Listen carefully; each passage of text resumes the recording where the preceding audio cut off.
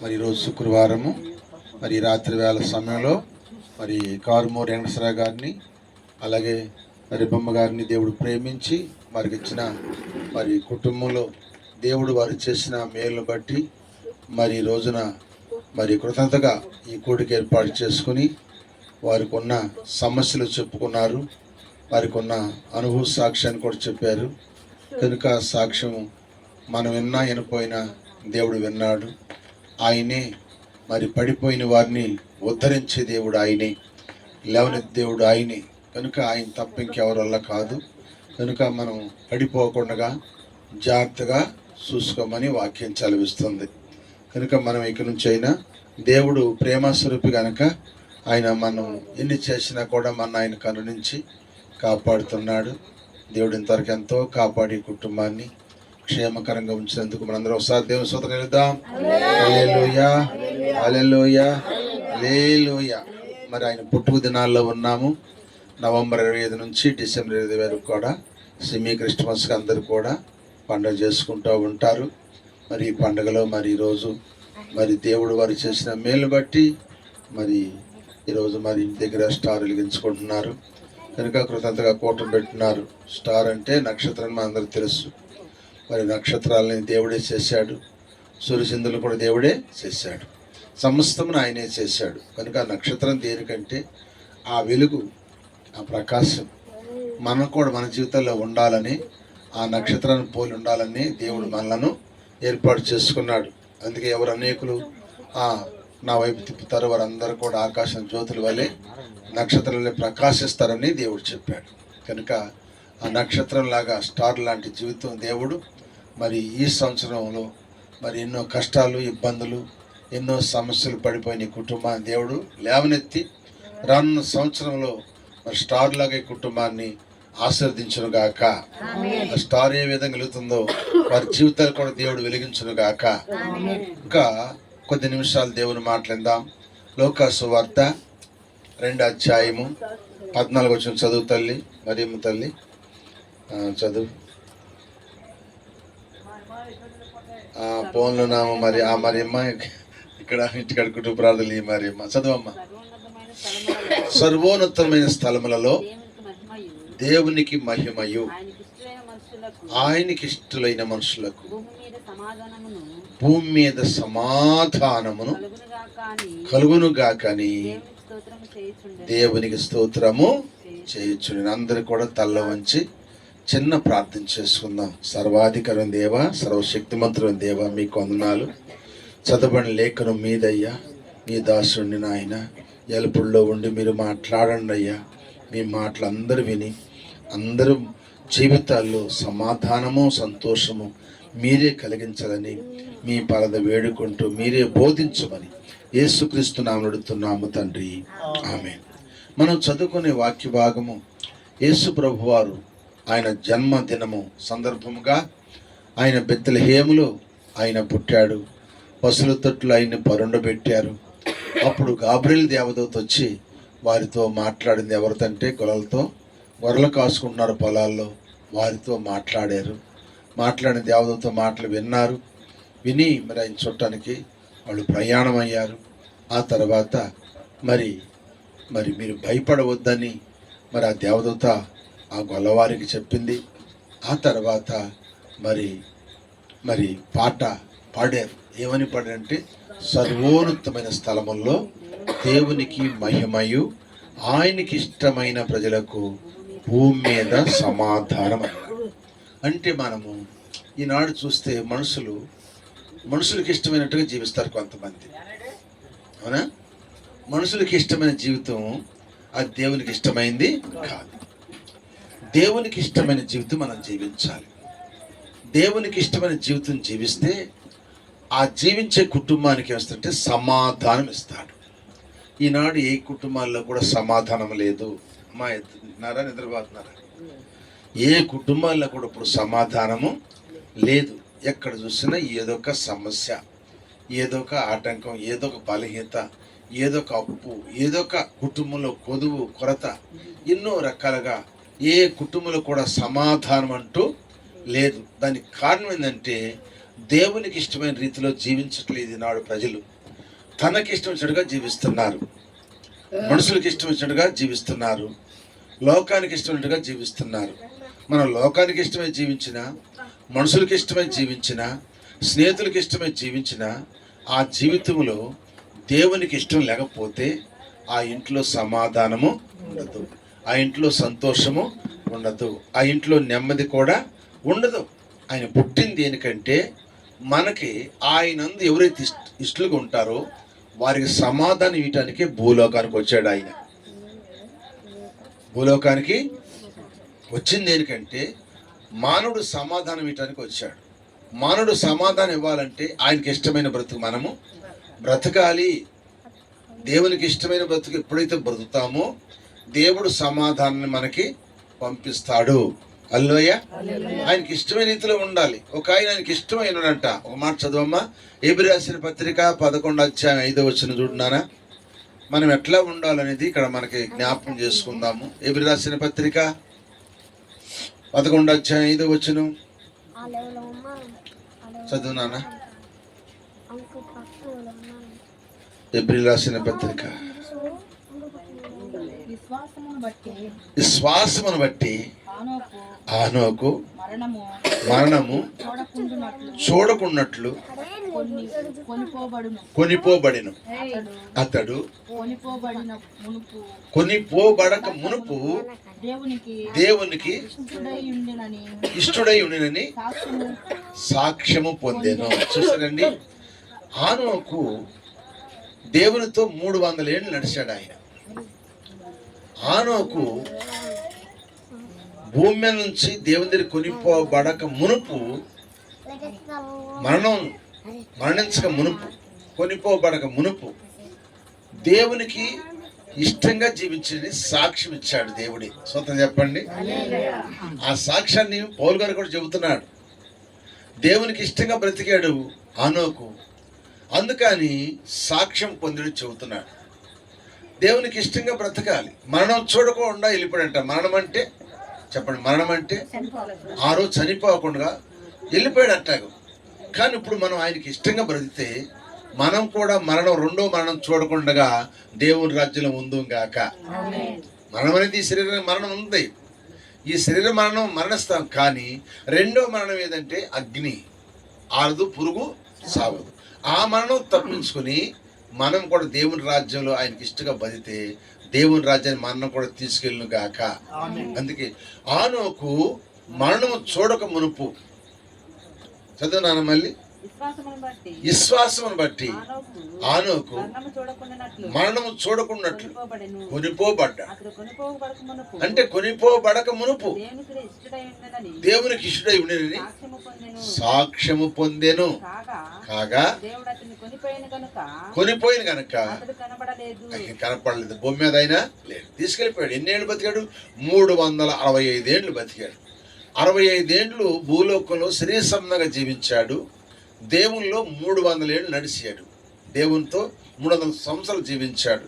వయసు ఎంత ఇప్పుడు అయింది? 365 సంవత్సరాలు బ్రతికాడు. ఆయన ఆ 300 ఏళ్ళు కూడా, అంటే రక్షించబడిన తర్వాత మనము దేవునికి ఇష్టంగా బ్రతికితే భూలోకం నుంచి మరణం చూడకుండా దేవుడు తీసుకెళ్ళను గాక. అందుకని మనం ఆయనకి ఇష్టమైన బ్రతకడం అంటే ఆయనతో మనము నడవటమే. ఆదివారము దేవుని రావటమే నడవటం, శనివారం విజ్ఞాపన ప్రార్థన రావటమే నడవటం, ఆఖరి బుధవారం చెప్పండి ప్రార్థనకి రావటమే నడవటం, ప్రతి నెలలో 2వ శనివారం మనం సంశ్రాధనలో పాలు పొందటమే ఆయనతో నడవటం. దేవుని సన్నిధిలో మనం ఎప్పుడైనా ఆయన సన్నిధిలో మనం నడిచినట్లయితే ఆ నడిచిన నడకను బట్టి దేవుడు మనకేమిస్తాడంట? సమాధానము ఇస్తాడు. ఆయనకి ఇష్టమైన పని అంటే నిన్ను పని చేసుకోవద్దు అనలేదుగా. 6 దినాలు కష్టపడి పని చేసుకోమన్నాడు. 7 దినమును విశ్రాంతి దినం. అది అంటే ఆయన ఆస్వాదించబడిన దినము. అంటే ఆ దినాన్ని నా సన్నిధికి రమ్మని చెప్పాడు. ఇశ్రాయేలుకు శనివారం విశ్రాంతి దినము, ఇప్పుడు క్రైస్తవులకు మనకు పునరుద్ధాన దినం అంటే ఆదివారము. స్తోత్రం చెప్పండి, ఆదివారం. ఎందుకంటే ఆయన పునరుద్ధానుడై తిరిగి లేచాడు కనుక పునరుద్ధానుడు. ఆయన పునరుద్ధాన బలము, పునరుద్ధాన శక్తి లేచాడు. ఆ పునరుద్ధాన బలం, పునరుద్ధాన శక్తి మనకి ఇవ్వటానికి ఆయన తిరిగి లేచి ఆ పునరుద్ధరణ యేసయ్య ఆదివారం నాడు మనం ఆయన్ని ఆరాధించేవారిగా మనం ఉండాలని లేఖనం సెలవిస్తుంది. హల్లెలూయా. అందుకని ఇక్కడి నుంచి అయినా ఈ సంవత్సరం ఈయన ఆదలు పెట్టిన దేవుడు ఆయన ప్రేమ స్వరూపు కనుక మీ మీద ఆయనకి ఇష్టం ఉంది కనుక దేవుడు కాపాడాడు.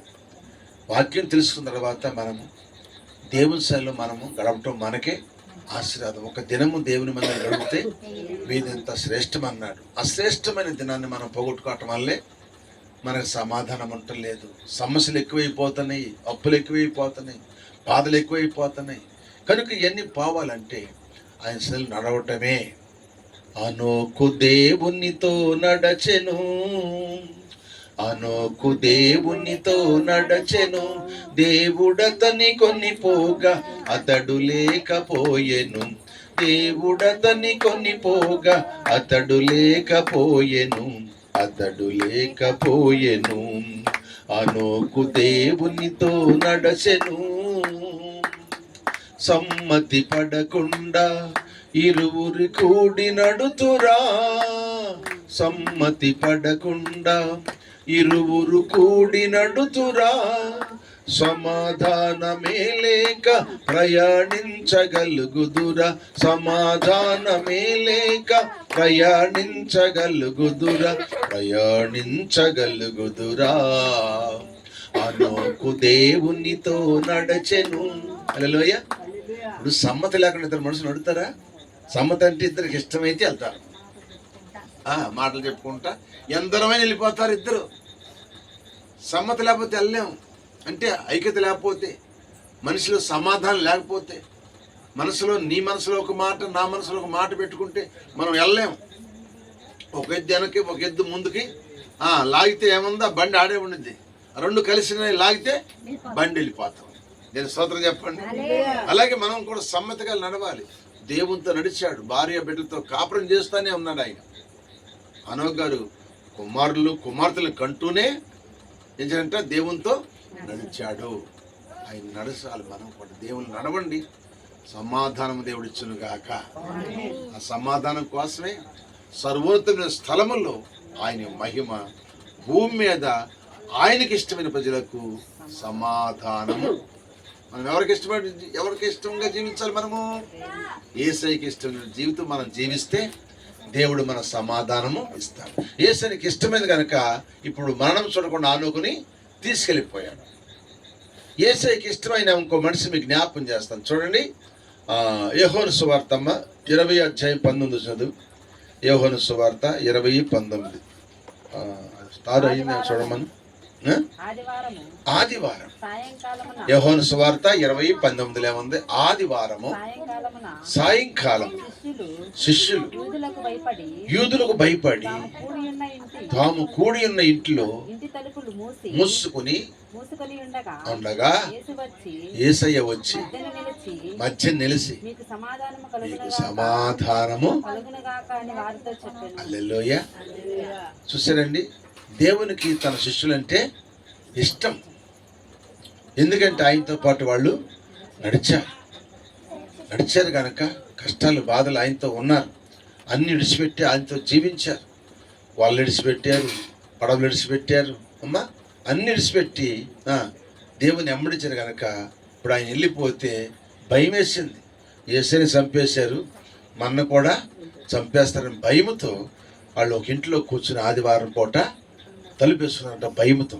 ఆ భయం పడుతున్న ఆ బిడ్డలను చూసి ఏంచాడు దేవుడు, ఆ శిష్యులను చూసి ఏంచాడు, వాళ్ళ మధ్యకు వచ్చి అన్నాడు, మీకు సమాధానము. ఎందుకంటే సమాధానకర్త మనం దేవుడి పేరు. దేవుడి పేరు అంటే 5వ పేరు చెప్పనా? 5వ పేరు సమాధానకర్త అని పేరు ఉంది. అందుకే యెషయా గ్రంథం 9:6 అంటాడు, మనకు శిశువు పుట్టును, మన కుమారుడు అనుగ్రహించబడును. ఆయన ఎలాగనగా మనకు శిశువు పుట్టును, మన కుమారుడు అనుగ్రహించబడును. ఆయన భుజం మీద రాజ్యభారం ఉన్నది. ఆయన ఆశ్చర్యకరుడు, ఆలోచనకర్త, బలవంతుడైన దేవుడు, నిత్యుడగు తండ్రి, సమాధానకర్త అయిన అధిపతి అనే పేరు అది. ఆయన పేరే సమాధానకర్త అని పేరు. హల్లెలూయా. ఆ సమాధానకర్త ఇప్పుడు ఎక్కడికి వచ్చాడంటే సమాధానం లేని ప్రజల మధ్యకి వచ్చాడు, నెమ్మది లేని వారి దగ్గరికి వచ్చాడు, భయముతో ఉన్నారు. ఏనాడు మనకేం జరిగిద్దో, ఏమైపోతాము, చంపేస్తారేమో, లేదా చనిపోతామేమో, మరి అప్పులు తీరవేమో, ఈ రోగం తగ్గదేమో, ఈ సమస్య తీరగొడుతున్న వ్యక్తుల దగ్గరికి యేసయ్య వచ్చి అన్నాడు, మీకు సమాధానము. ఈ రాత్రి కూటమిట్టిన కుటుంబానికి దేవుడు సమాధానం ఇచ్చును గాక. హల్లెలూయా. సంతోషం ఆయన దగ్గర ఉంది, సమాధానం ఆయన దగ్గర ఉంది, నెమ్మది ఆయన దగ్గర ఉంది, అన్ని ఆయన దగ్గర ఉంది. ఆయనకే మహిమ కలుగును గాక. అందుకే ఆయనకి ఇష్టమైన వాటిలో భయపడుతున్నప్పుడు ఆ మధ్యకు వచ్చాడంటే యేసయ్య. నిజంగా మనం ఏ విషయంలో మనం భయపడుతున్నాము, మన భయాలన్నీ తొలగించి మనను కాపాడే దానికే ఆ యేసయ్య వచ్చాడు. హల్లెలూయా చెప్పండి. ఒకటి చూడండి, ఆయన ఎవరి మీద ఇష్టం? ఆనోకు మీద. ఎందుకు ఇష్టమైందంటే ఆనోకు దేవునితో, అంటే మనం కూడా దేవుని శైలిలో నడుస్తూ ఉండాలి. బతికూడదు. దేవుని శైలిలో మనం ఒక దినమే శ్రేష్టమైన ఆశీర్వాదం అంట. ఆ దినాన్ని మనం పోగొట్టుకోకూడదు. ఎక్కడ ఉన్నా సరే ఒక గంట అన్నా సరే మన దేవుని శైలిలో గడపాలి. ఒక గంట గడిపితే 1000 గంటలు, ఒక దినం గడిపితే 1000 దినాలు. దినానికి ఎన్ని? 24 గంటలు. ఏంటి? గంట అయితే ఒక గంటే, ఒక గంటకే 1000 గంటలు. 1000 గంటలు ఆశీర్వాదం ఉంది. ఒక దినం గడిపితే 1000 దినంతా ఆశీర్వాదం వస్తుంది. ఇంకా ఆయనతో నడవటం నేర్చుకోండి. ఇక్కడ నుంచి దేవుల్లో కొనసాగండి. దేవుడు మిమ్మల్ని, మీ కుటుంబాలను సమాధానంతో నింపునుగాక. రెండోది, మీకున్న భయము, మీకున్న కష్టాలు, మీకున్న బలహీనతలు అన్నీ కూడా దేవుడు తొలగించి మీకు నెమ్మదినిచ్చునుగాక.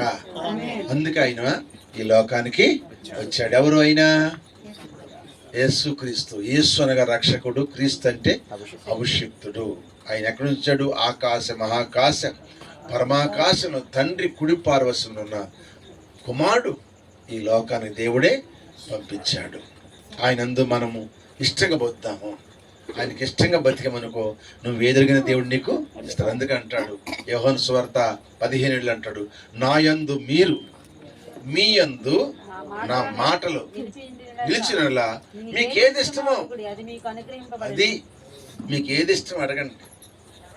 రాత్రి దేవుడు అబ్బాయితో మాట్లాడాడు, ప్రార్థనలో దిగజారిపోయి ప్రార్థన చేయి, నేను దేవుడు నీకు సహాయం చేస్తాను అన్నాడు. కనుక దేవుడు దగ్గర మనం ప్రార్థన చేసుకుంటాం. నా యందు మీరు ఉన్నారు వాస్తవమే, కానీ మీ యందు నా మాటలు లేవు. చాలా మందిలో మాటలు లేవు. దేవుని మాటలు ఏడుండాలి? హృదయంలో ఉండాలి. మరిమ్మంట ఆయన మాటలంట హృదయంలో భద్రం చేసుకుందంట. మనం కూడా ఆయన మాటలు భద్రం చేసుకుంటే అప్పుడు మనం ఎదుడుతాం. అది నీకు ఇష్టమైనది ఏదో అడుగు, అది నేను నీకు అనుగ్రహిస్తానన్నాడు. స్తోత్రం చెప్పండి. ఇస్తాడు ఈడ. నిజంగా నా యందు ఆయన మాట తప్పేవాడా? మనం మాట తప్పుతాం. ఆయన మాటలో పొల్లైన సున్నైన ఏది కూడా గతించిపోదు. కనుక అందుకని నా యందు మీరు, మీ యందు నా మాటలు ఇష్టం. మీకు ఏది ఇష్టం అడగండి, అది నేను మీకు అనుగ్రహిస్తాను. మీరు ఫలించడం వల్ల నా తండ్రి సంతోషపడతాడు. మీరు ఫలించాలి, మీరు అభివృద్ధి పొందాలి, మీరు ఆశ్రయించబడాలని యేసయ్య చెబుతున్నాడు. అందుకే ఆయనకి ఇష్టమైన బ్రతుకు. ఇంతకాలం బట్టి మీకు ఇష్టం లేని బ్రతుకు బతికాం. సాతాను శోధనలో పడిపోయాం, సమాధానం లేకుండా పడిపోయాం, నెమ్మది లేకుండా పడిపోయాం. మమ్మల్ని క్షమించి ఆయన మమ్మల్ని బ్రతికించావు. ఈరోజు మళ్ళీ మీరు మాతో మాట్లాడుతున్నారు కనుక ఇక్కడి నుంచి నీకు ఇష్టమైన బ్రతుకు బతుకుతానయ్యా. మనం ఎప్పుడైతే తీర్మానం చేసుకుంటామో మన తీర్మానం బట్టి దేవుడు మనకి సమాధానం ఇచ్చునుగాక. అట్టి కృప దీవెన వాక్యం ఉంటున్నా మనందరికీను, యూట్యూబ్లో చూస్తున్న బిడ్డలందరికీను, కుటుంబ ప్రార్థన పెట్టుకున్న మరి ఎన్ఎస్ గారి కుటుంబానికిను దేవుడు సమాధానము, సంతోషం, నెమ్మది దేవుడు మనకి దయచేయునుగాక. కళ్ళ వంచండి, ప్రార్థన చేసుకుందాం. దేవుడి కొద్ది మాటలు దీవించునుగాక. హల్లెలూయా, హల్లెలూయా, హల్లెలూయా. ప్రార్థన మరి ప్రార్థన చేస్తుంది. మౌనికి నీ సుధీర్ని జ్ఞాపకం చేసుకుని నాకు ఇచ్చిన బిడ్డ కూడా పచ్చనల్లి మొక్క వల్లే పెంచి జ్ఞానవంతుడుగా చేయమని, వాళ్ళ భార్యాభర్తలు కూడా రక్షణ దయచేయమని ప్రార్థన చేస్తున్నాం. కూడా వచ్చిన బిడ్డలందరూ కుటుంబం కొరకు ప్రార్థించుటకు వచ్చిన బిడ్డలను కూడా వారికి కూడా మంచి ఆరోగ్యాలు దయచేయమని ప్రార్థన చేస్తున్నాం. వాక్యం చెప్పిన దాసులు ఇంకా ఆత్మతైస్తారంగా వాడుకుని మంచి ఆరోగ్యం దయచేయమని, ముఖ్యముగా నీ కుటుంబం నాయన అయ్యా, నీ కుమారుడు వెంకటేశ్వరరావు నాయన వారి మనసు రక్షణ దయచేయి. భార్యాభర్తలు ఇరుగురు కూడా అయ్యా, బిడ్డలు అందరూ కూడా నీకు ఇష్టమైన బిడ్డలుగా నూతన సంవత్సరం నడుస్తాకు కృప దయచేసి సాతానుడు ఎక్కడ పని చేయకుండా గృహము చుట్టూ అగ్ని కంచి నాటమని ఆరాధన ప్రారంభం నుంచి కూడా ముగింపు వరకు మీరుండి జరిగించి మహిమ ఘనత ప్రభావాలు పొందుకోమని యేసుక్రీస్తు పరిశుద్ధ నామమున అడిగేడుకుని ప్రార్థన చేస్తున్నాము తండ్రి. ఆమేన్ ఆమేన్ ఆమేన్. ఆమేన్ ఆమేన్ ఆమేన్. మన తండ్రి అయిన దేవుని ప్రేమ, మన ప్రభు అయిన యేసుక్రీస్తు వారి యొక్క కృప, పరిశుద్ధాత్మ సావాసము సహాయము కూడి వచ్చిన మనందరికీ సకల పరిస్థితులకును కూటమి ఏర్పాటు చేసుకున్న కుమార్తె కుటుంబానికిను సదాకాలం దేవుడు తోడుగా ఉండి ఆయనకి ఇష్టమైన రీతిలో బిడ్డలను ఆస్వాదించి సమాధానము దయచేయును గాక. ఆమేన్. ప్రభు రక్తమేజ్, ప్రభు శివ రక్తమేజ్, ప్రభేశయ్య నామం సంపూర్ణ విజయం కలుగును గాక. ఆమేన్ ఆమేన్. అన్నాలయ్యా.